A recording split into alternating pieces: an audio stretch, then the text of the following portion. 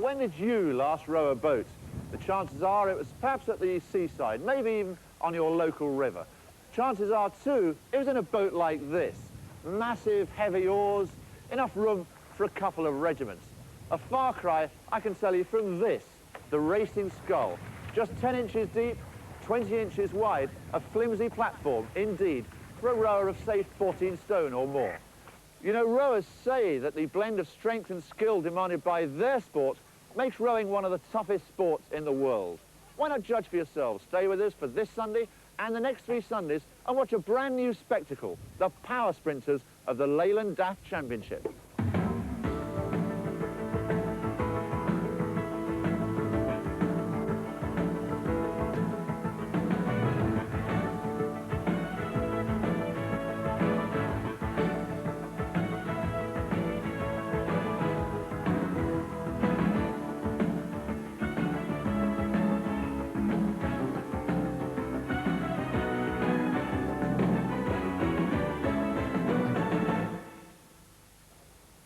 Welcome to Kingston-on-Thames in Surrey. Let's straight away tell you how the competition's going to work. We've got 3 categories of racing for you. We've got the individual test of the men's sculls. The women, who represent the biggest growth factor in the sport, they're in the Cox 4s. And also the big boats, we can't ignore them. We've got the men's 8s. Now all 3 categories will be competing flat out and against the clock over a course of just 500 metres. Now the championship has got 5 qualifying centres at Reading, Bedford, Kingston, Durham and Evesham, leading up to the final in Bristol. And at Bristol, the 3 fastest boats from each category, from the 5 centres, will be competing for some of the richest prizes ever in rowing. Boats worth more than even a family car. Also in the series, the Ergometer Challenge. We wonder, just how much of a masochist are you? Now, we've already been out and about at Reading and Bedford, and those winners you'll see at Bristol, but today you join us at Kingston, really one of the strongholds of club rowing. Now, to unravel the mysteries of the sport, we've gone to the top men. Steve Redgrave, the current Olympic, World and Commonwealth champion, he's our expert on the water. And on the bank, Dan Topolsky, one of the sport's great motivators and coaches, the mastermind of Oxford's virtual domination of the boat race over the last 14 years. Right, let's get out and about and on the water now and find out exactly what conditions today's rowers are facing from Steve Redgrave. As you can see, the water is very rough indeed. We have a wind blowing straight up the course against the stream, which makes it very choppy indeed. And the most difficult boat is here in the single sculler. He's going to have very big problems, especially off the start. Over a sprint course, they hit a very high rate of striking, and they're really going to struggle in the wind today. In the 8s, it's going to be a little bit easier, but not much easier. As you can see, I'm really struggling with the water here, and I'm only paddling.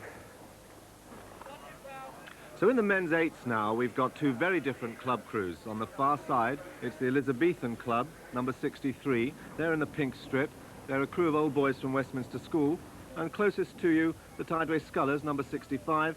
They've got the yellow and red blades, and they're a very experienced crew. And off the start, the Scullers are rating 45 strokes a minute to the Elizabethans' 42. Elizabethan are a crew of old boys from Westminster School who got together 2 seasons ago for fun after a drunken Henley regatta party.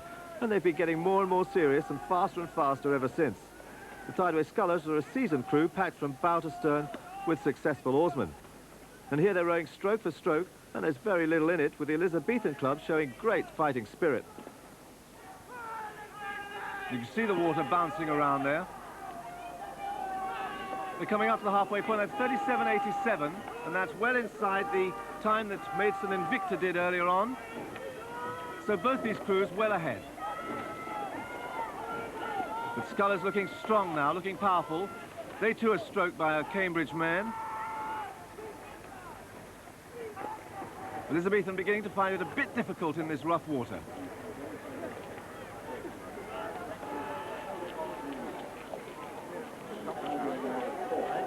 There's the Tideway Scullers crew coming towards the finish.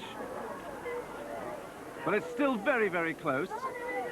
And into the last 3 or 4 strokes past the boathouse there. They're moving into the line, and it's just Tideway Scullers who make it. In 1:20.31, a very close finish there. They'll be quite surprised that Elizabethan held them so strongly in the second half.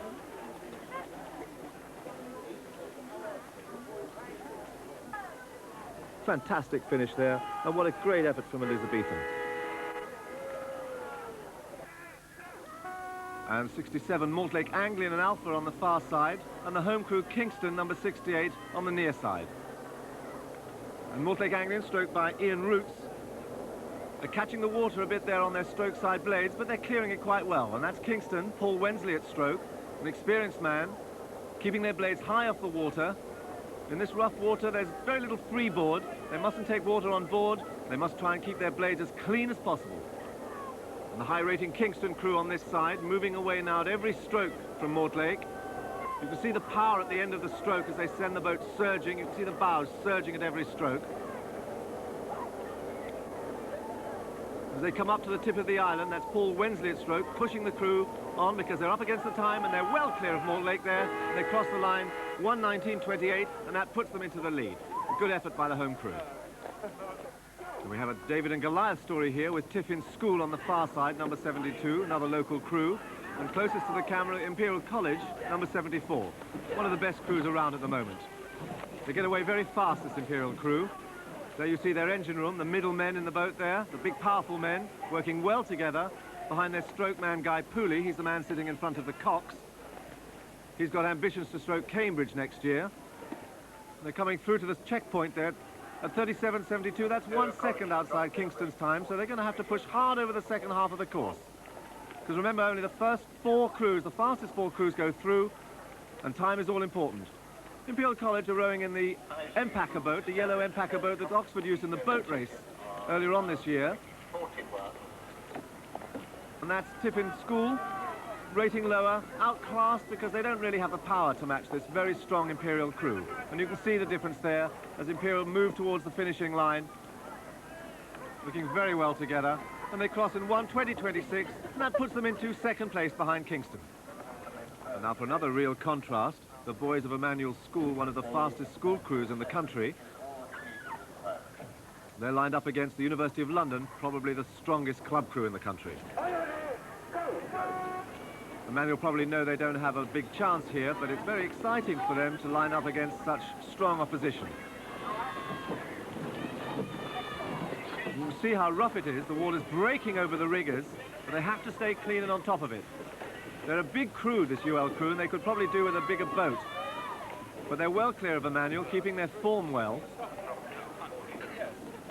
And at the halfway point, that's 36.95, just outside Kingston's time. So they're looking for a strong second half.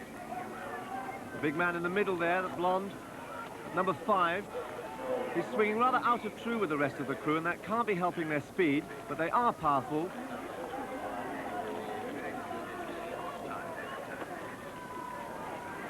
They're coming up towards the finish, and they cross in 1:18.86, and that puts them into the lead.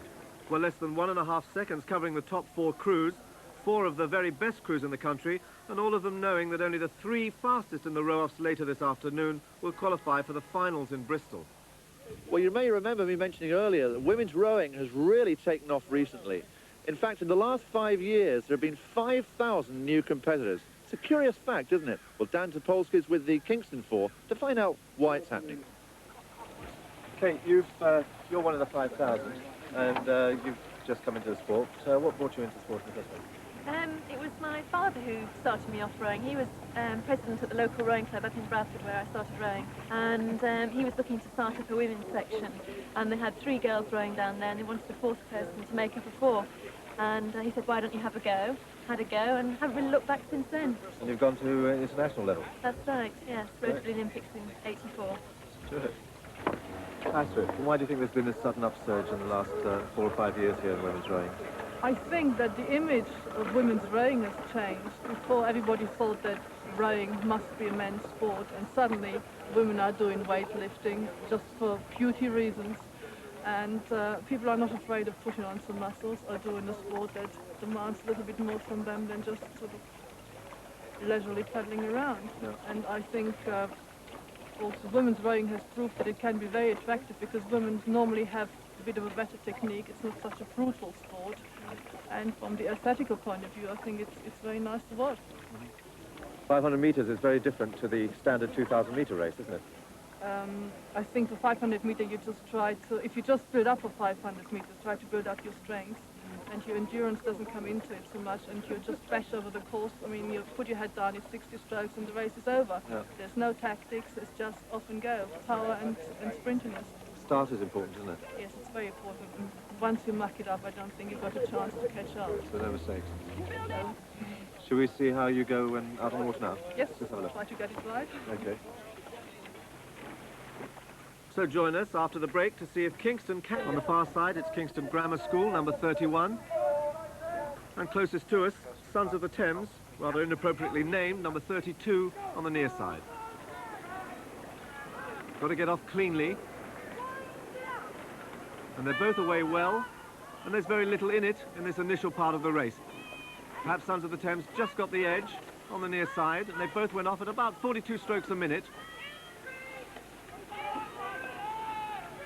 And that's Sons of the Thames moving out into the middle of the river, getting their riggers caught in the rough water. It's very bouncy, they have to stay clean. The Kingston on the far side maintaining a high rate of striking as they come through to the halfway point. And that's 50.83, that sets the target time for the other crews in the event. And the crew's still dead level at halfway. Sons of the Thames have settled quite low with their rating. And they've suffered for it because Kingston have gone through with 50 metres to go. Kingston still at 38, maintaining that high rate of striking. And with 3 or 4 strokes to go there as they come up to the line, it's Kingston Grammar School half a length ahead. They cross the line in 1:50.59, and that sets the target. And here we've got Air on the far side, number 33, and they're up against Tideway Scullers, closest to the camera, who are perhaps one of the strongest crews in the event. 48.69, that's a fast time. And they're having rather a lot of trouble with the rough water, very low rating there, rolling around. And Scullers moving well and powerfully, but perhaps a little bit low for this sort of racing. They're racing against the clock, and they've got to produce a fast time. That's 1:46.08, into the lead by 4.5 seconds. And this is the Thames Women's 4, number 35. They're having to row on their own because their opponents, King's College, have withdrawn. It's a very difficult thing to do, because they have to motivate themselves. But they're going well, and that's a fast time, 47.51. That's a second faster than Tideway Scullers.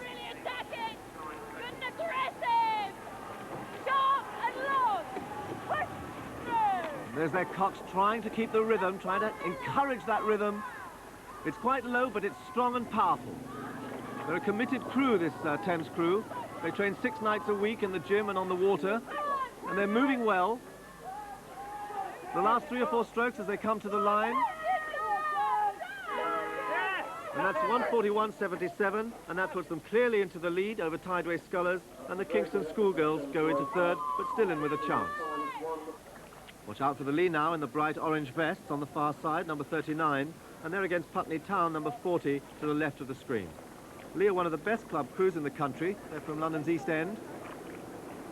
But that time's not going to be fast enough. They're going to have to push hard over the second half. They're an experienced crew. That's the tall Anna Page, Ruth Howe, and Katie Ball at stroke. They're all heavyweight internationals. They're not rowing quite as smoothly as Thames were in the previous race, but they have picked up the pace over the second half, and that puts them into second place. And now the local club crew, Kingston, number 42 on the near side, against the students of Southampton University on the far side. Oh, that's a terrible start for Southampton. Awful crab there right off the start, and that's let Kingston get right away. Kingston have blasted off at 44 strokes a minute, with Astrid at stroke, Kate Holroyd behind her, Belinda Holmes at 2, and up in the bow there, Anne Calloway. They're all former internationals, a lot of experience in this boat, but they're obviously looking for power rather than finesse. That's their check time, 47.36. That's the fastest time so far. Can they maintain it over the second half? They're keeping up their rate of striking. That's the number of strokes per minute. And they're moving very fast to the line. They've got to be one of the fastest 4 times. But will they be the fastest time? And they cross it at 1:41.79, and that is just outside Thames's time. A good effort from Kingston, just 2/100ths of a second between the two crews. So what an exciting prospect for our two row-offs later. Can Kingston take revenge on Thames, and will Tideway Scullers be able to overtake the lead? Only the fastest three will qualify for the finals in Bristol, and the chance to win a new boat for their club. Can I ask, do you row yourself? Yes, I do. So what started you off? It's not a very feminine sport, some have said, you know. I think it's a good sport. It's a good all-round. You use lots of muscles. It's very hard. It's very exacting, but it's quite good. There's a good social life to it as well. Now tell me, what attracts a slim, lithe young lady like yourself to rowing? What are the attractions of the sport? Men. Louise, please. Well, I wonder if Louise will find any of our scullers to her liking. In this heat of the men's sculls, it's Gavin Reddin of Thames, rowing club number 4 on the closest to the camera, and out in the middle his opponent, Hugo van Kempen, Sons of the Thames, number 5. Are you ready? Go! Remember, the starts are so important in this sprint racing, but in these conditions where the water's very bouncy and it's knocking you about a lot, it's very difficult to balance the boat and to steer and to keep the pace up that you need. They're tiny boats, very light, they're only about 35 pounds in weight, and they're very narrow, and you're very vulnerable out there. But Gavin Reddin's handling himself very well. He's got clear away. Van Kempen trying to hang on in the worst of the water. But Reddin looking really quite strong. And he's coming up to the halfway point, and that's 49.10. That puts him into the lead ahead of Peter Shepherd. And Reddin a couple of lengths up now, looking for speed against the clock, and that's Van Kempen catching his right scull. But Reddin knows however far up he is, he's got to go for a time. There are other scullers in here who are fast, so he's pushing for a time. And as he comes into the last 3 strokes, he crosses it. It's 1:46.30. That's well up. That's 5 seconds clear. A good effort from Reddin. And Van Kempen, demoralised, drifts across the line. So now Gavin Reddin will have to wait and see how his time compares to the later scullers. And here's a much closer battle. It's on the far side, Richard Stanhope, Thames tradesman. He's one of the country's best and most consistent rowers. And he's up against Nick Holland, captain in the Royal Engineers and a former Oxford Blue. And that's 48.80. That's just inside Reddin's time. Stanhope caught a crab there. And Holland's got about a canvas lead. That's a very good effort from Nick Holland. They've got a lot to do over the second half. Stanhope, if he's going to get back on terms, he's got to push hard. Holland's beginning to tie up a bit. You can see him catching his blades on the water, going very deep there on his left scull. Beginning to suffer a bit. Catching again. Water splashing around. There's Stanhope. He's really piling on the pressure now. The experienced man, it's beginning to show as he pushes past Holland. He's into the last 50 metres. And he's now trying to maintain that speed over the second half. He's moving well. The last 3 strokes opposite the boathouse there. Just keep an eye on the clock. Oh, and he's outside that 1:46. And he crosses the line. 2 seconds outside. He had to work very hard for that one, Stanhope. But I wonder whether that'll be good enough. We'll just have to wait and see. On the stake boats now, on the far side, we've got the 47-year-old John Comer, who's captain of Putney Town Rowing Club. And he's against Dave Riches, who's number 8, and he's a teacher at Westminster School. Are you ready? Go! Oh, Riches has left him at the start there. He's a real powerhouse of a sculler. Just look at him go on this near side. He's already a length up and he's only 20 strokes into the race. He's rating very high, Dave Riches, about 42.5 strokes a minute, and that's high in a sculling boat, particularly in these conditions. He's making mistakes a bit, but he's keeping it going, and that's what counts. He's sprinting well, catching his blade a bit, but he's pushing on ahead. And you can see Comer there, much lower in rating, already rather given up the ghost. He's a bit out of his depth there, John Comer. And there's Dave Riches, motoring on. He's a rough sculler by his own admission, but he does keep it moving. You can see his scull's well clear of the water, nice and clean, over the top of the waves. And that's fast, that's 48.69, that's the fastest time so far. Now, can he keep it up over the second half? He's very fit and strong. Dave Riches has won Henley twice in pairs, and he's been national champion twice. He's moving very strongly, very powerfully. He's coming into the last 3 strokes. And he crosses the line, and it's 1:42.39. That's the fastest time of the day so far. Good effort by Dave Richards, powerful man. And coming to halfway, it's a big surprise. Roger Spencer is ahead of international Nick Burfitt there on the far side, and he's fastest on the clock as well. He's moving very smoothly. And just compare that long, smooth stroke to Dave Richards in the previous race, who was high rating and bruising along. This is good sculling if he can keep up the pressure over the second half. But he's lost pace a little bit, drifting over to this side of the course. Oh, and on the clock he has lost pace. He's already outside the previous time, just misses that buoy there. And he's across the line, 5 seconds adrift, but good enough for third. So now the final heat of the men's sculls, and it's another tough competitor, Farrell Mossop, out there in the middle from the local club Kingston, and on the near side here, it's Ian Pritchard of Ayr. Oh, and that's slow. They're going to have to go some over the second half if they want to stay in contention. But it's Ian Pritchard, perhaps the less experienced of the two scullers, who's just ahead. He's pushing hard, but he's getting a little bit caught there now as he comes into the second half. And it's Farrell Mossop keeping the rate up, ignoring the mistakes and pushing on through. Taking a look across. There's Ian Pritchard. He's losing his rhythm a bit there in the rough water. But Farrell Mossop looking strong. He's just eased into the lead with 50 metres to go. He's coming across towards Pritchard. Their sculls are overlapping, and he's pushing Pritchard into the buoys. In fact, Pritchard's caught a buoy there, but it's Farrell Mossop across the line by about 6 feet, and that time is good enough to go third. Ian Pritchard desperately unlucky to lose out by just 700ths of a second. David Richards then the clear winner in some very changeable wind conditions, with just over a second or half a length covering the other three qualifiers. So now we know which rowers and crews will be in the row-offs leading up to the finals in Bristol. Action from those races in just a few minutes. But do you remember that torture I mentioned, the masochism bit? Well, here it is, the ergometer, considered the nearest thing, the nearest simulation to rowing that you can get on dry land.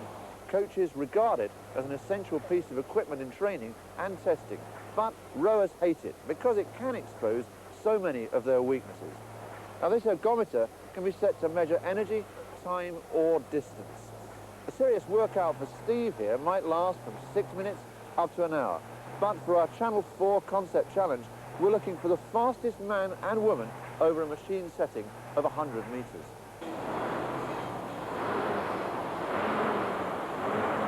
Hold on, Steve. Not now. Maybe a chance for you at Durham, all right? No. Now, Durham next week, maybe. Great lump. Well, before today, the fastest times we've actually had so far came from Paul Rushton at Reading with a time of exactly 14 seconds for his club Maidenhead. And for the women, Rebecca Digby of Bedford Rowing Club set a new record of 17.1 seconds in front of her home crowd. So those are the times to beat here at Kingston. Next competitor is Justin Waller of Imperial College. 2, 1. And Justin actually lists one of his hobbies as hairdressing. He's got to be joking, hasn't he? Well, he's going well. He's using the full extension of the pulley. Others seem to go for shorter, much faster strokes. But he's keeping his rhythm, and the time should be pretty good. And there it is. Good time, 14.9 seconds. Tim Ryder, University of London. Now, he's proved his pedigree on the water. A gold medal at the National Championships last year. Well, now he's really shifting. Not quite using the full extension, but he's fast. And his time is going to be good. And it is good, 14.3 seconds. And that's going to take some beating here at Kingston. Well, now for the women's event, here's Alison Gill of Oxford University. Alison's twice rowed in the university boat race. In fact, she only started in the sport 2 years ago. There's no problems about strength here, though. It's all gritted teeth and determination. She's going well. She's keeping a balance, and the time should be pretty good, I suspect. It's going very good, 17.1 seconds. That equals Rebecca Digby's time at Bedford. Debbie Fluin of Tideway Scullers.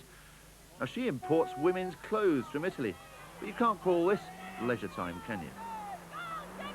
Well, Debbie's really going for broke here. She's using the full extension, and that sliding seat that throws some, is not throwing Debbie. She's going at a cracking rate. This has to be a good time. Indeed, it's very good. That's 17 seconds exactly, a new record for the women. So let's see how today's winners compare with the earlier winners from other regions. Well, Tim Ryder qualified for the finals just 0.3 of a second behind Paul Rushent at Reading. And for the women, Debbie Fluin qualified today in that record holding time of 17 seconds, 1 tenth faster than Rebecca Digby. Plenty to go for. The winners at Bristol win 2 of those Ergometer machines. And there are 2 qualifying rounds to go. Well, now we come to the row-off for the men's sculls. Remember, only the fastest 3 will go through to the finals at Bristol. So there's certainly an awful lot of pressure on Roger Spencer of Poplar, who only qualified in 4th place. The thing is with a timed race, that the wind can drop for a matter of 10-15 seconds, can just make 1 or 2 seconds difference to the race and the times at the end of the race. Do you think you'll alter your match plan at all now that you've rowed once on the river? No, I'll just go out and pull as hard as I can and try and keep my technique as good as I can in the conditions. Well, there is Roger Spencer from Poplar. He's on the far side, and he's against the local boy Farrell Mossop in the first of the row-offs of the men's sculls. These were the 3rd and 4th fastest qualifiers, and it looks as if Spencer's just got his nose in front. 45.15, that's the new check time. That's the time that we'll have to watch for the second row-off. And yes, Spencer is just ahead. Still, the water's very tricky, and on the near side, Farrell Mossop having a little bit of difficulty in the rough. But he's very experienced, Farrell Mossop. You can see his hard, punchy stroke. Real aggressive sculling. And contrast that to that shot from our camera boat of Spencer there with a smoother, more flowing style. And coming into the last 50 metres now, Spencer's just easing ahead.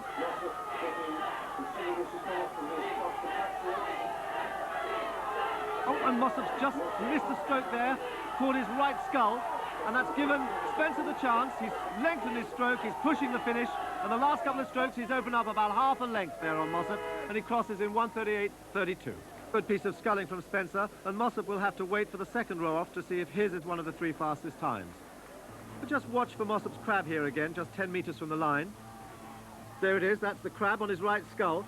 I wonder if that's going to cost him his place.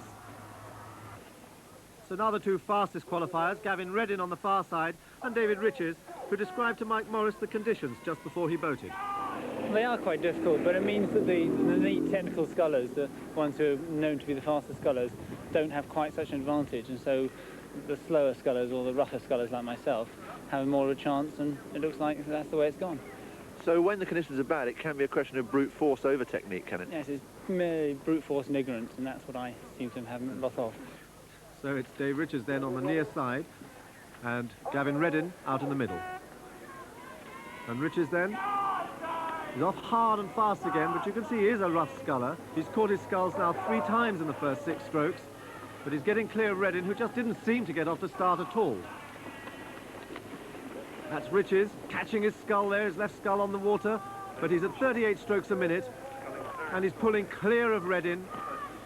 He's settling into his stride, but he's got a bit of an arm catch. He's not using his back and his legs quite so effectively. And that's 48.56, 3 seconds slower than the previous time. But as long as he stays clear of Reddin, he'll be all right. And Reddin's got a lot of work to do. Things don't look good for Reddin. And up in front, Riches is crossing over in front of Reddin, but he's well enough clear not to worry about that. It's difficult to steer in these rough conditions. They're keeping the pressure up, but they have to keep a straight line as well. Riches not easing up, using all the power at the end of his stroke, and he's coming into the line now, the last few strokes, and he's through in 1:40.82, and that puts him into 3rd place. So a real turnaround in the row-offs. Spencer, who was the slowest qualifier, wins the sculls ahead of the local man Farrell Mossop, and those top 3 with a chance now to win a new racing scull for their club. So it's Tideway scullers getting straight for this first row-off in the women's 4s. And they're up against the lee in the orange strip. And you can see them bouncing around there in the rough water. They're difficult conditions today. Well, off the start there, you can see that they have difficulty with this rough water. It's hard to keep in time. It's hard to keep your blades clear of the water. But the scullers on the far side there have got off to quite a pedestrian start. The lee are already nearly half a length up. And that's Anna Page there, 2 back from the stroke, the tall girl there. She doesn't look as if she's really got her back into it yet. But the scullers look as if they've recovered well from that poor start, and they've got into a very nice, long, strong rhythm. Good swing back together. And it looks as if they've got themselves back into contention. Crews are about dead level there at halfway, and they're rowing stroke for stroke. The lee on the near side here now under a lot of pressure from scullers. The cock's a bit isolated up there in the bows. It might help to redistribute the balance, but it certainly leaves the cocks a little bit out of the picture when it comes to encouraging the crew. They're neck and neck, losing a little bit of their cohesion, the lee there, but the scullers swinging well together, and they're coming into the last few strokes, past the boathouse there. Scullers well up, moving well, and they cross the line there, and that's about half a length up on the lee, 144.58. And the lee will have to wait and see what the result of the next row-off is, and the scullers have booked their trip to Bristol. And now the second row-off. This is Thames, who were the quickest crew in the heats, but they were only 0.02 of a second faster than this crew here. This is Kingston with Astrid Ayling at stroke. Can she get her crew back on terms? And off the start there. They're both off much faster, much tougher than the other race. Both rating high around the 43 strokes a minute mark. And it's close. Kingston on this side, just a fraction ahead. Rowing the shorter stroke, sitting upright there, working very fast, quite cleanly in this difficult water. Thames out in the middle there, finding it difficult with the rough, but keeping their cohesion, keeping the swing back at the finish. You can see how bouncy the water is, but can Kingston's experience and power pay off? They've got very little space left as they come into the last 50 or 60 metres here. And Kingston just leaning on those finishes that little bit better. They're beginning to squeeze up level. As they come into the last few strokes, they've edged ahead. And it's Kingston. Kingston crossing the line about a half a length ahead of Thames. And a very, very good effort there from Kingston. But all credit, too, to Thames for running them so close. And Astrid and her crew very determined to win that new boat in Bristol. So 3 good London club crews through to the national finals in 3 weeks' time, where they'll face the best 12 women's fours from the other qualifying regions. And now we've got the men's eights. Number 65, Tideway Scullers on the far side, with Cox, Pip and Mason indicating that a boat isn't ready yet. And closest to the camera, it's Imperial College, number 74. Imperial are always a fast crew off the start, so watch for them. These were the 3rd and 4th fastest qualifiers in the heats. And they're both off clearly and cleanly. But it's Imperial College who've just taken that early lead. Very quick and sharp. You can see the way they pick up the water. And that's the Imperial College engine room, the big men in the middle there. Very sharp with the legs. Very well drilled crew, Imperial College. Tideway Scullers. Their stroke man, Jeff Barnard, rode for Cambridge 2 years ago, and they're rolling around, splashing quite a bit in this difficult water. But there's still very, very little in it as they come up to the halfway point. That's 36.27, that's a new check time. And Imperial College just easing ahead.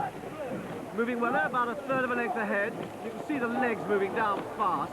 They're working anaerobically on this short sprint work, and they'll be feeling the legs burning quite badly at this stage. They're coming to the tip of the island. Still maintaining that high rate of striking, Imperial College, for which they're well known. And Tideway Scullers losing their form a little bit as they're under real pressure here. But it's still close as they come into the last few strokes. Imperial College just easing away to the line. And as they cross over, it's half a length to Imperial College, 1:18.60, the new target time. And Imperial College know full well they're on their way to Bristol. So here it is, the final race of the day. It's University of London, number 76, nearest the bank, and they're up against Kingston, the home team, number 68, on the far side.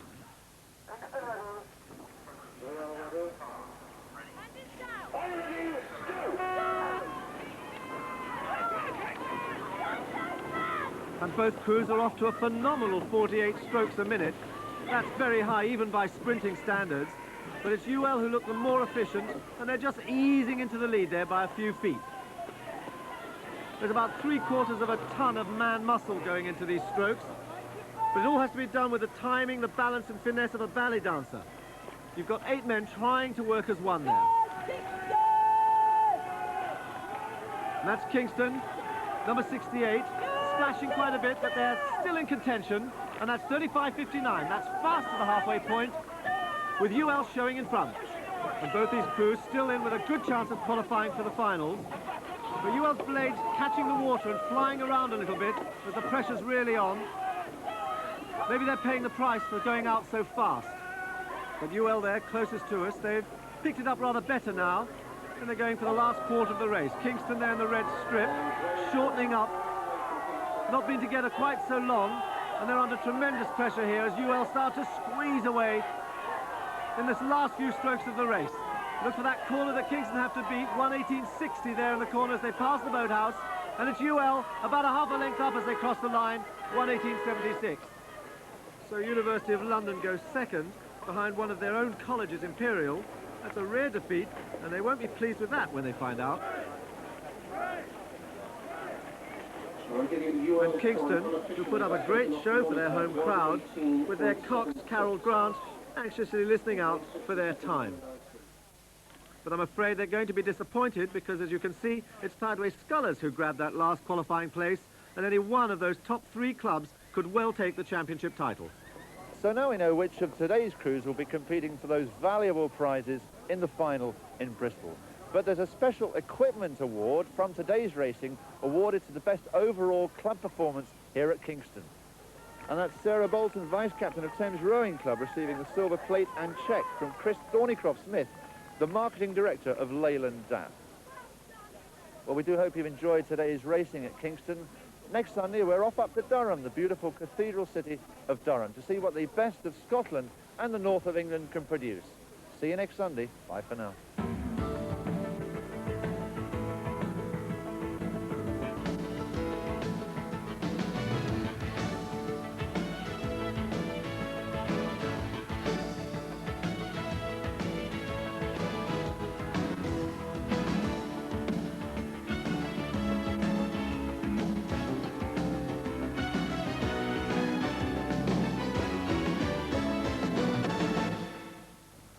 This afternoon, here on the floating harbour in the heart of Bristol, we're about to discover just who are Britain's top sprint rowers. Now, over the last 5 weeks, in qualifying centres around the country, nearly 800 oarsmen and women have been competing and hoping to gain a place in today's national final of the Leyland Daf Power Sprint. Well, now we're down to the fastest 15 scullers, women's cox 4s and men's 8s. For the winners, the championship titles and the reward of the best racing boats that money can buy are just 2 races away.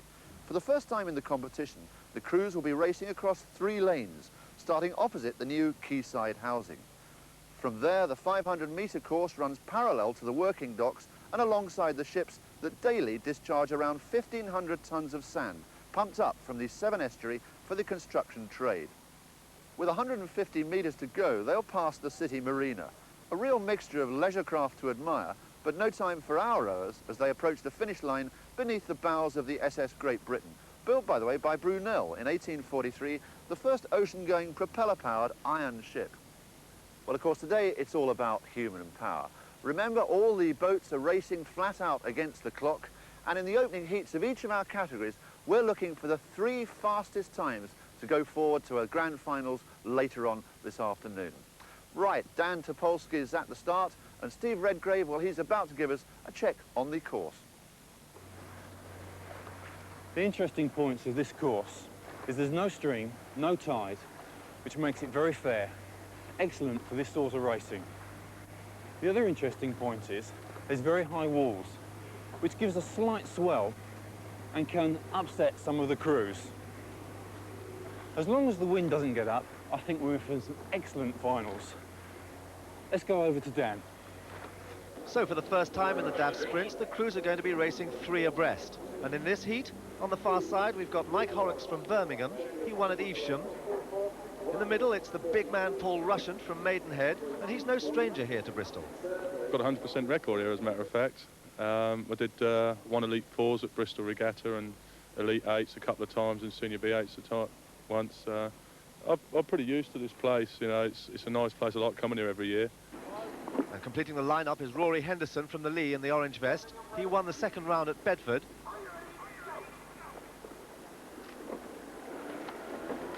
And they've got away cleanly. If anything, Henderson on the near side here has just eased into the lead. See, the water's bouncing off the walls a bit. The scullers are rolling around a touch. just losing a stroke there on his right skull. And that's Rushant. He was a wincher on the White Crusader in the America's Cup. He's a big, powerful man. And it's the powerful man in the middle who seems to be up at the halfway point. As they come through to the halfway point, it's 52.88, and that's just outside the time that Julian Scrivener did in the earlier heat. Mike Horrocks in that low, easy style, but he's having trouble in the rolling water. And as they come past the marina, Henderson on the left, that upright style, nice, easy movement. His long arms and legs means that he doesn't have to stretch out too hard for the length. And it's Henderson who's got the lead. Horrocks fighting hard for second place, and it's Henderson who gets it, and he goes into first place, and that time for Horrocks is good enough to put him second overall. It's a good scull from Henderson. And Russian's power not quite good enough against Henderson's skill. And here's Mark Alloway, number 9, Tideway Scullers on the far side, just checking he's straight. It's not that easy for the Scullers to keep straight in this sprint racing. Nigel Hall there in the middle, Alton Blades, he qualified in round 2 from Bedford, and closest to us Ian Pankhurst from Henley. At 39, he's the oldest of the 3 Scullers, and another very tall man. Ooh, Alloway away very quickly on the far side. He's grabbed an immediate lead. Ooh, he's having trouble with his right skull. Water is bouncing here. It looks calm, but it's actually rolling around quite a lot. And there's another stroke missed from Ian Pankhurst. But he's settling down now into a good, long rhythm. But it's Alloway who still has the lead.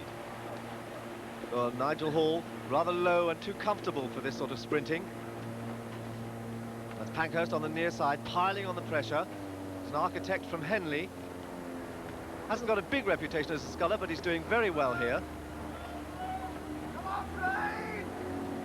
And at the halfway point, that's 52.83. That time's not far off the fastest time, and that puts Alloway and Pankhurst well in the hunt. And as they go past the marina with 150 metres to go, Pankhurst is looking well linked up and coordinated.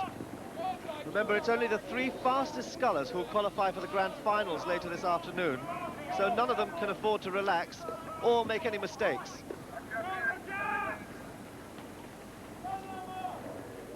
Coming past the boys there with 7 or 8 strokes to go. Very little in it. Pankhurst just has the edge. And Pankhurst on the near side, they're getting very close together, dangerously close with the blades overlapping, and it's Pankhurst who gets it. 1900ths of a second, about 3 feet, and Nigel Hall right out of it. And here Pankhurst, closest to us, fighting back over the second half, and he's just squeezing past Alloway. But you can see them getting close there, and the sculls overlapping as they cross the line. That's 1900ths, just under a quarter of a canvas. But Pankhurst should be pleased beating Mark Alloway, and that puts him second overall. Mark Alloway is now third equal with Horrocks, and not happy. And in this penultimate heat of the men's sculls on the far side, it's Graham Pratt from Newt Scullers. He qualified from Bedford. And in the centre, we've got Kingston's Farrell Mossop. He was second on his home waters. And 20-year-old Leon Fletcher from Hollingworth Lake in Lancashire with a simple race plan. Go hard off the start, go harder in the middle, and go even harder at the end, really. Well, it's Mossop very quickly off on those first couple of strokes. Fletcher's after him. Fletcher's a member of the Great Britain team, and he's looking for a place in Seoul next year at the Olympics.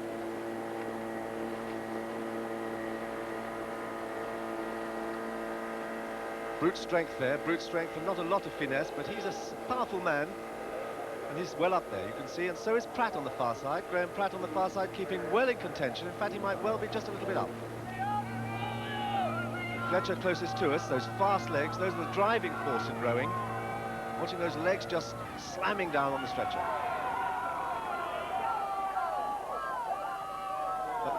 Fletcher's hit a buoy there, he's lost his scull, but he's recovered well. 53.12 at the halfway point. They're a quarter of a second slower, so they've got it all to do in the second half.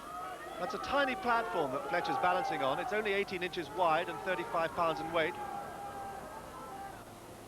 Oh, and Fletcher's veering over to those buoys again, to his left, and Mossop in the middle there, he's pushing over to his left as well. They're steering very erratically. But it's Fletcher coming up to the line. He's got half a length on Mossop, who's got half a length on Pratt. And that's a fast time, 1:37.63. So Fletcher goes into the overall lead, despite that odd steering. Farrell Mossop, He goes into second place, pushing Rory Henderson into third, which leaves Alloway and Horrocks on the bank. Now the final heat of the men's sculls. It's the youngest man in the field, 17-year-old Gareth Walters from Worcester. He was the winner at Evesham. In the middle lane, we've got Paul Johnson from Tyne Rowing Club. And out on the far side, Dave Riches racing here in Bristol for the first time. Yeah, I don't think the environment also makes much difference. Kingston on the Thames is an area I know the landmarks. This is a totally new environment to me, therefore I'm going to have to go out there and look at the course, look at the landmarks, and so I know where every inch of the course. That way I'll be looking to do the fastest time I can. Just watch for Dave Riches over on the far side there. Taking off with his characteristic high rate of striking. That's 46 strokes a minute.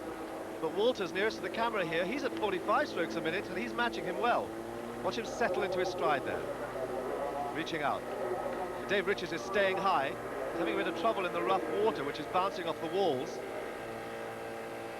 But there's very little in it between these three scullers in these early stages. Johnson and Riches getting a little bit close over there. Johnson seems to be steering over towards him. But Riches is still driving along at that very high rate. It's hard to do that. Other scullers may be better technicians, coaxing speed from the boat, but Riches relies on brute strength, and it's paying off. Look, 52.02. That's 3/4 of a second faster, but they're getting very close on that far side. Oh, Riches is getting caught.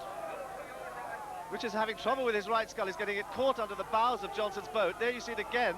Oh, that's going to serve him badly. That's bad luck for Riches. Very hard to see who was actually at fault there, but he's got away. It's knocked Johnson way back. Walters on the near side failed to take advantage of that. Johnson's hit another buoy. They're very unforgiving, these big boys. Riches pushing for the line. The time's slow. He's a half a length ahead of Walters, but that's 4 seconds out. And Riches indicating to the umpire that he's not happy about that clash, presumably claiming that he was impeded by Johnson. There it is again.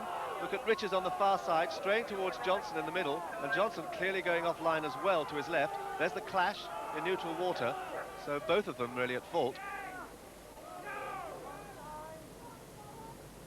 So it's Leon Fletcher and Farrell Mossop from Heat 4 who go through with less than half a length separating them, and Rory Henderson from the Lee in East London getting the third qualifying place for the grand final later on this afternoon. So Heat 1 of the women's fours, it brings together St Leonard's School from Durham in the northeast of England, the under-18 national champions. Next to them, the 17-year-olds from Royal Chester Rowing Club. And there in the left lane, it's Staines in the striped shirts representing south of England. Stroked by Carol Suckling, who's watching the starter's flag. She's taken them off nice and cleanly, very high. That's 49 strokes a minute, and that's given them the immediate lead. Chester there in the middle, their strokes, Sarah Davis. She's the one sitting in front of the cock. She's settled her crew rather lower at 37 strokes a minute, but they're rowing very nicely. I don't think they've really got the strength needed for this sprint racing. So the battle is really between Staines, closest to us, and St Leonard's in the white boat on the far side. Staines staying high still, and already Chester slipping back. St Leonard's now clearly on terms. They're moving very well over there on the far side. Tough little crew this. They're stroked by Claire Cantwell, and their cock's Lee Askew lying down full length there in the bows. He's doing a fine job, and Staines are now having to fight to hold them off, maybe paying for that very high rating start.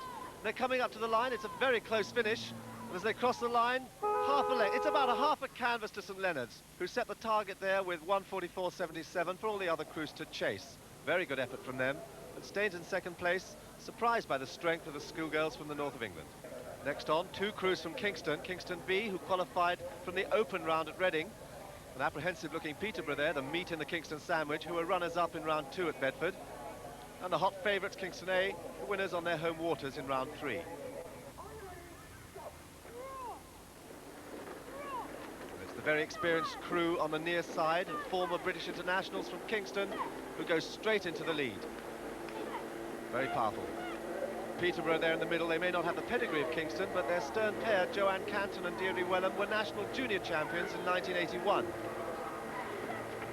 Kingston, stroked by Astrid Ayling, closest to us. Kate Holroyd behind her at 3, Anne Callaway at 2, and Bow Fiona Johnson replacing Belinda Holmes. They've also got a new cox, Carol Grant, steering them today. Coming up to the halfway point, Kingston are well ahead in the race. And Kingston are up on the clock. They're looking very powerful now. See how fast they pull the oar through the water. It's very nice rowing. Good ratio. That's Astrid there stroking. Oh, they're steering straight into the boys there. That wasn't very clever. That's very poor coxing. They've slowed right down now. They've wound down. The clock's still running. The other crews, they're just drifting here. What? They're not rowing at all. They've just drifted across the line. What extraordinary behaviour from the favourites. They know it's the time that counts, and they must have seen that the others were still rowing. Well, incredibly, it's still the fastest time, and they're well ahead of Peterborough and Kingston B, but there are still some very good crews to come, and that mistake could cost them very dearly, and they know it. Just let's have a look again. They looked very different a few moments ago. They were in command, looking good, and then inexplicably the cock steers into that big boy, and then they've wound down. They obviously think they've finished the race. But they must see that the other crews are still coming up, and just watch the cox's head, looking from side to side. She doesn't seem to know where she is on the course, but at least they do get to the line first, and in fact they still have a chance of getting through. And in this heat, the Lee in orange, rocking in the swell there, bouncing off the walls a bit. In the middle, it's Thames, who've been weakened by the loss of their stroke since qualifying at Kingston. And number 40, Clydesdale, who've been on the road for over 7 hours coming down from Glasgow. They're stroked by Patricia McKellar. It's Clydesdale there on the near side who show first. They've gone off at a very high 50 strokes a minute. That's over 10 more than Thames.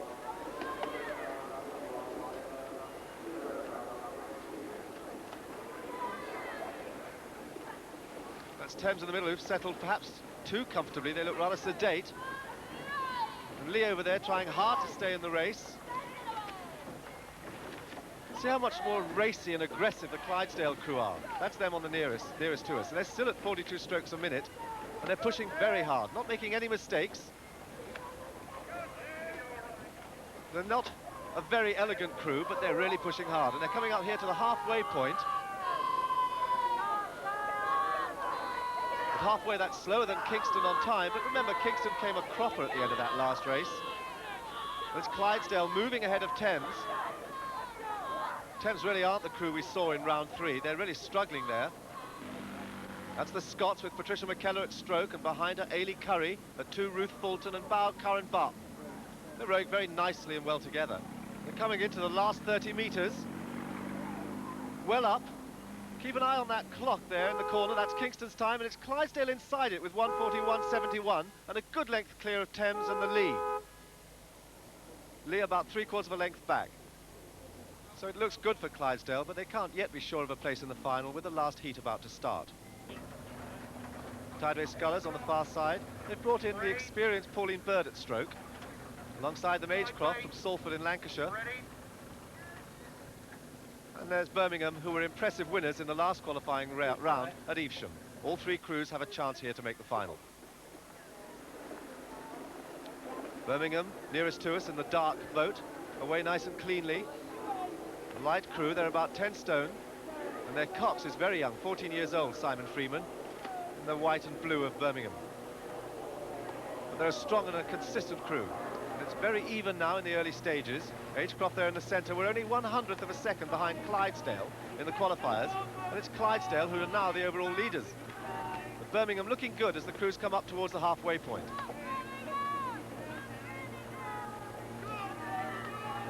In the Scullers crew, Pippa Mason coxing up there in the bow, and then it's Debbie Fruin, Julia Spence at 2, Kate Gross at 3, and Pauline Bird in the stroking seat.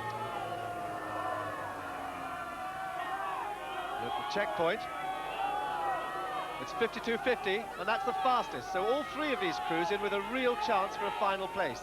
Scullers perhaps just up, but Birmingham pushing on hard here on the closest to the camera. Stroke Maggie Jameson, 3 Helen Cole, 2 Diane Clegg, and Bao Louise Moss.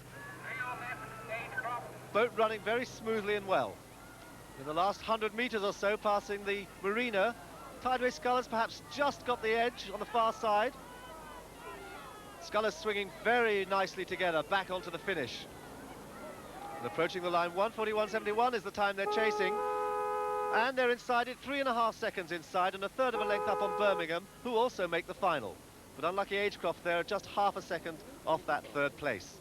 So Tideway Scullers winding down on the far side, comfortably through to the grand final. So it's those top 3 crews who qualify for the chance to win a new Janicek Racing 4 for their club, But there's no doubt that the shock of the day is the elimination of the favourites Kingston. Mike Morris asked their cox Carol Grant what happened. I happened to Kingston A at the end. I just did the most dreadful thing. I gave them the signal too short of the line and they went light. I mean, we were winning easily and we would have won and gone through the final and won as well. I'm afraid I've cocked it up for them. When you say short of the line, do you mean they actually stopped rowing about 5 yards short of the line, or what? They were paddling light instead of carrying on firm pressure. I called the signal down much too early. I've never done it before and I can assure you I'm not going to do it again. What an extraordinary turn-up we've just seen. Kingston, favourites to win the women's cox fours, are out for perhaps the strangest and saddest reasons that you'll ever see in rowing. Well, now it's the turn of the eights. So while they line up on the stake boats, we'll take a short break. Heat of the men's eights, we have Hereford in the yellow painted boat over there on the far side. They qualified from round 5. Next to them, they've got Hampton School. Hampton are the fastest juniors in the country, and they've got the centre lane. Closest to you, it's Bedford Star, one of the strongest crews outside London. Let's watch Bedford off the start. They're very well together, and then they really get moving. And it's very high, 48 strokes a minute, and that's put them right into the lead. But watch Hampton too. They're a remarkably consistent crew, coached by Steve Gunn, who's now regularly providing some of the best junior oarsmen in the world. And there's Hereford also in the hunt. Bedford's got about a third of a length, working very fast through the water.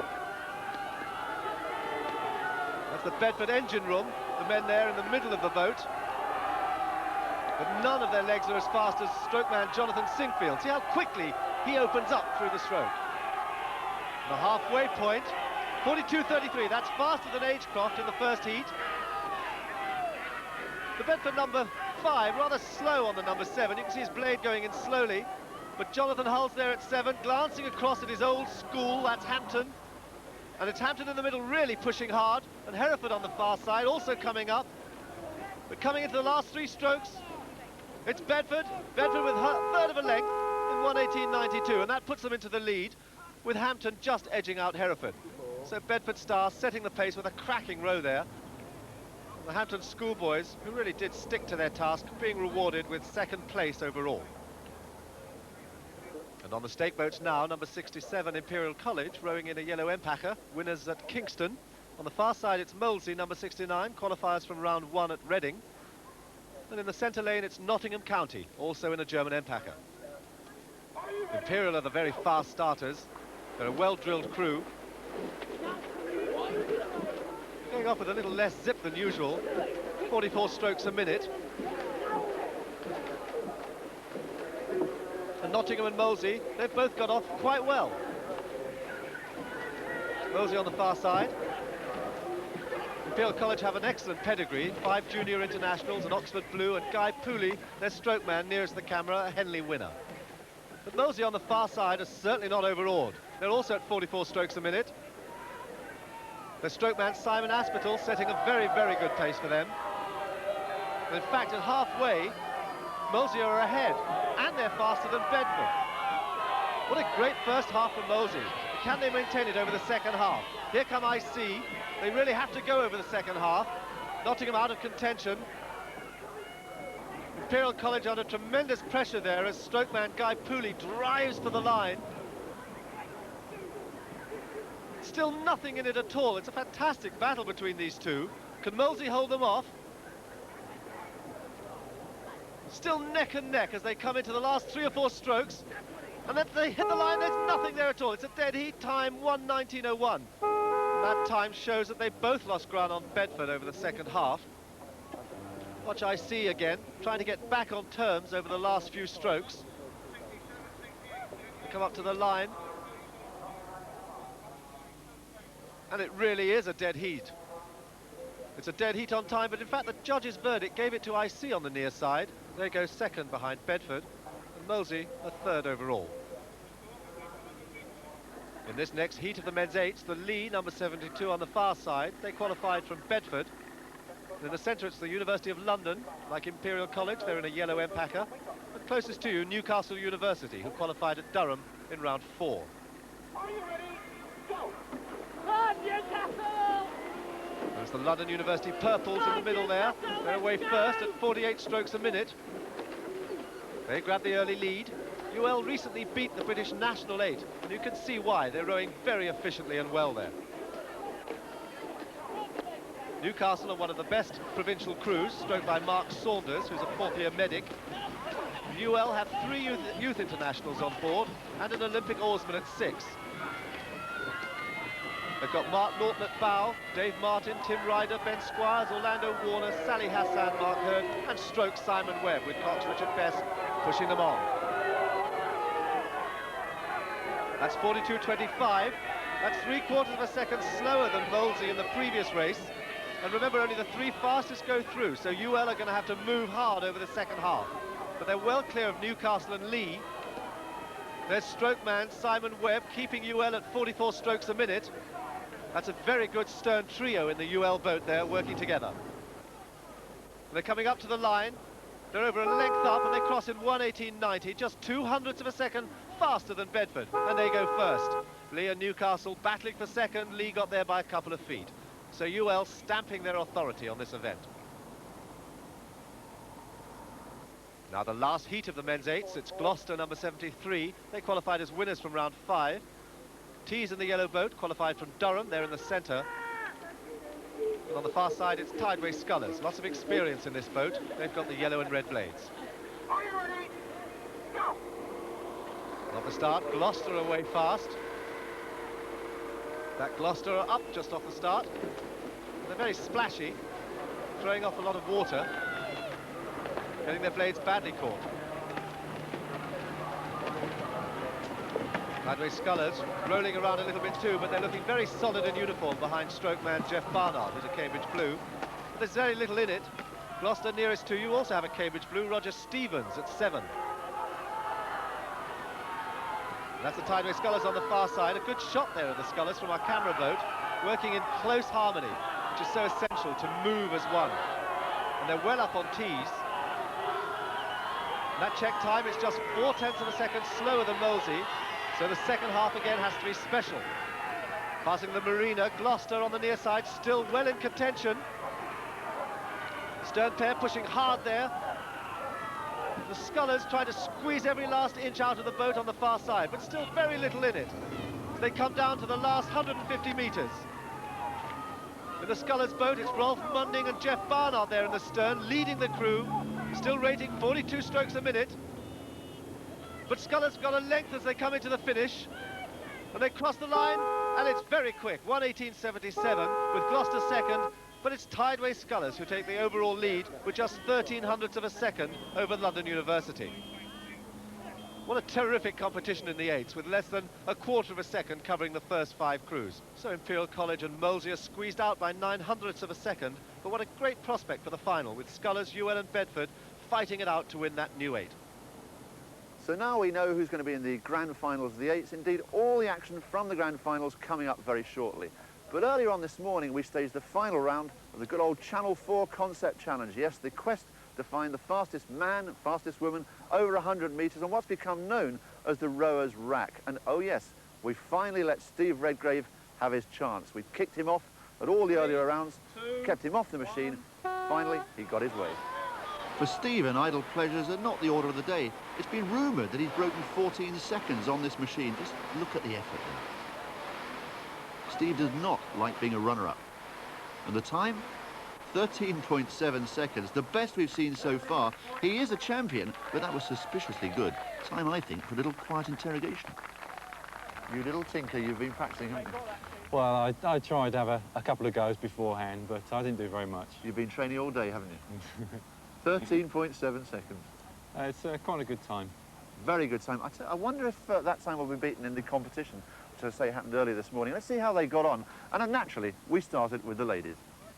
Well, the final turned out to be a straight fight between Bedford's Rebecca Digby and Deborah Fluin of Tideway Scullers. There she is. The 2 fastest qualifiers, with only 1/10 of a second separating the pair in the qualifying rounds. And interestingly, look at the contrasting styles. At the top there, Deborah using a shorter extension of the pulley, Rebecca pulling it to its full extension, full of grit. That smile is not a smile, it's sheer effort. And for Deborah, 16.9. And for Rebecca, 16.9. A tie.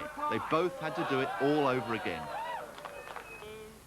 Deborah was first back on the ergometer. She took up rowing at Cambridge University, but in a strange way, this may have been her hardest examination yet. Could she improve?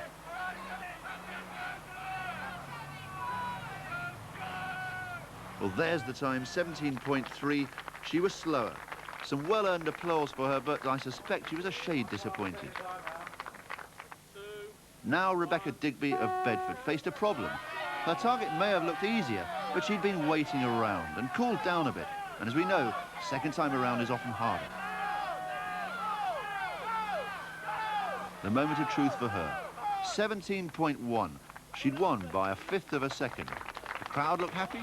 Yes, and she looks happy too, doesn't she? To the victor, the spoils. Rebecca had won an ergometer for Bedford worth £600. There's the roll of honour. Rebecca first, Deborah flew in second, and only half a second covering the top 4. In the men's competition, Tim Ryder at the University of London set a blistering pace in a final that staged its own drama too. Tim had registered a personal best of 14.3 in the qualifiers. But the new time, 13.9, and that's a new championship record. Yes, joy from the supporters. Is that surprise or relief on his face? Now the favourite, the giant Paul Rushent of Maidenhead. But for Paul, who's been rumoured to have registered an unbelievable 13.2 on the machine, this is the second try of the day. Earlier, he'd pulled up with a leg muscle injury. Could he overcome that trauma?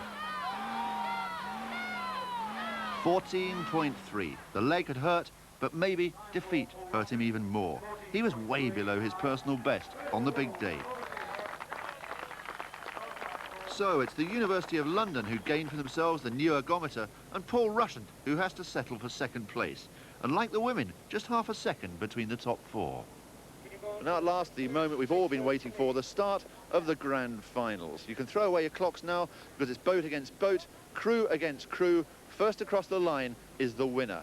At stake is the championship and £15,000 worth of high-tech racing gear to the winning clubs involved. So let's join Dan Topolsky at the start. So here are the best 3 scullers from 69 starters around the country. Rory Henderson from the Lee in London's East End, he's closest to us. In the centre, it's Leon Fletcher of Hollingworth Lake. He was the fastest qualifier today. And Farrell Mossop of Kingston out there on the far side. Only 3/4 of a length, or just over a second, separated these 3 in the heats. But away well, and immediately it's the tall, lanky Henderson in the orange shirt who takes the lead on the near side. He's sculling in a yellow Ampeca boat, and he's looking very composed and solid with his characteristic upright style. Compare him with Fletcher up there in the middle, who is shorter and more compact than Henderson, but his legs working like pistons and using more upper body swing. Very nice, easy, flowing action from Henderson, getting his length without any effort. Nicely linked up, good coordination there of his legs, arms and back as he goes through the stroke. They're getting dangerously close there in the middle. In fact, Fletcher is in Henderson's lane, and their sculls are overlapping. That time's fast, it's faster than the heats, but remember it's the first man across the line that counts. Henderson keeping out of trouble, but Fletcher still pressing hard and overlapping with the sculls. He's taking a look there to check his steering. Fletcher under a lot of pressure, he's trying to get back on terms. Farrell Mossop out of it, and oh, Henderson just caught that scull, but he's recovered. He's stretching out now as they come up to the line. And Henderson on the near side just squeezing ahead and pulling away now with every stroke, and he's there, half a length, and it's the man from the Lee who's the champion in the fastest time of the day. And what a cool performance from Henderson. And disappointment for Fletcher, a gutsy effort from the Lancashire man, but he has to settle for the runner-up position. So it's victory for Rory Henderson, Britain's new sprint champion. He wins the new racing boat, and Leon Fletcher and Farrell Mossop both earning a pair of Sutton sculls for their clubs. And so to the grand final of the women's fours. Clydesdale getting straight. They race on the near side lane. In the middle, it's Birmingham in the dark blue boat.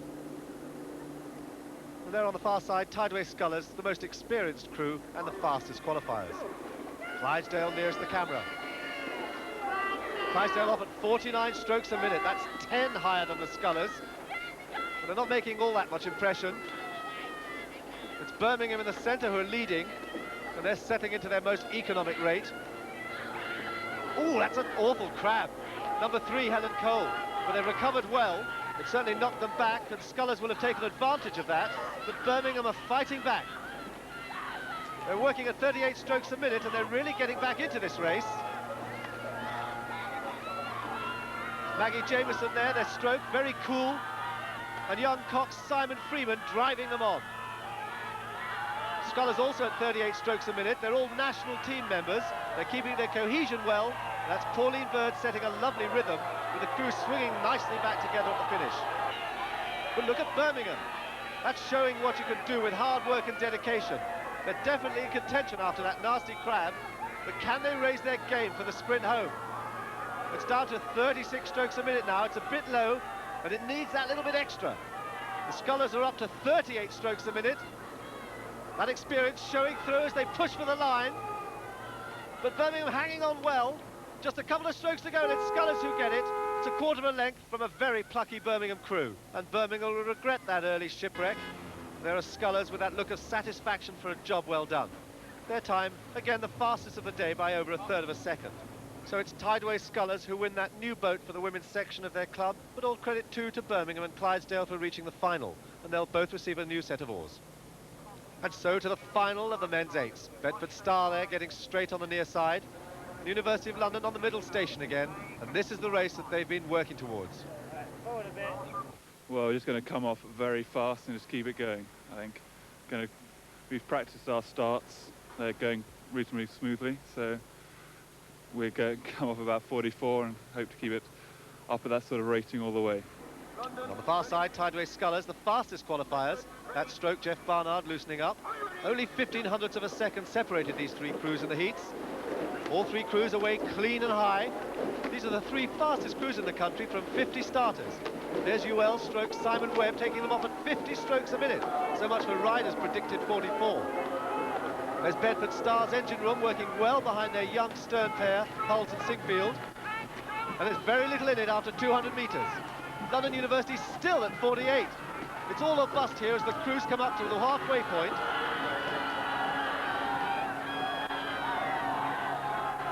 UL hard on those catches.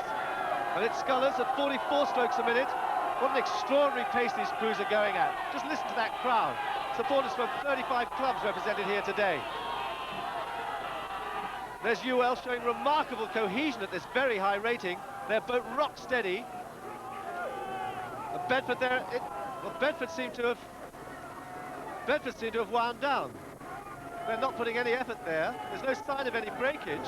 Stroke still seems to be trying to move it along. But no, they're winding down, and it's UL steaming away towards the finish there. Still at that 47 strokes a minute. Tideway Scullers on the outside, trying to get back on toes, but it's UL, and they cross the line a quarter of a length. Yet again, in the best time of the day, and they've turned the tables on Scullers. And aren't they delighted? And with good reason. So a brand new racing eight for them, and a valuable set of blades for both Tideway Scullers and Bedford Star. But it's University of London who are Britain's national sprint champions. So now at last, the first vision of the prizes they've all been sweating buckets for. High-tech Janusek racing boats worth thousands of pounds. And first to step forward, champion sculler for 1987, Rory Henderson of the lead. He wins a new sculling boat for his club. And Chris Thornycroft-Smith, marketing director of Leyland Daf, they're presenting the championship silver plate. Next in line, the champion Coxforce crew of Tideway Scullers. And for them, this prize of a sleek new racing boat has extra significance. No longer will they have to borrow a boat to race in. And after the handshakes, a justifiable time for posing in front of their hard-gained prize. Last but not least, the University of London, winners of the men's eights and Leyland Daf Power Sprint champions for 1987. And their prize, £7,500 worth of racing boat. A class reward for a class performance. They proved themselves to be the top sprinting eight in the country. It really had been a very happy day for Captain Tim Ryder and his men. Well, the day is done and the celebrations are about to start. But have you ever wondered just why all these club rowers labour so very hard for absolutely no financial reward at all? The answer? They love rowing. I do hope that in the course of these programmes you've learned a few clues about how this love affair started. Goodbye from Bristol.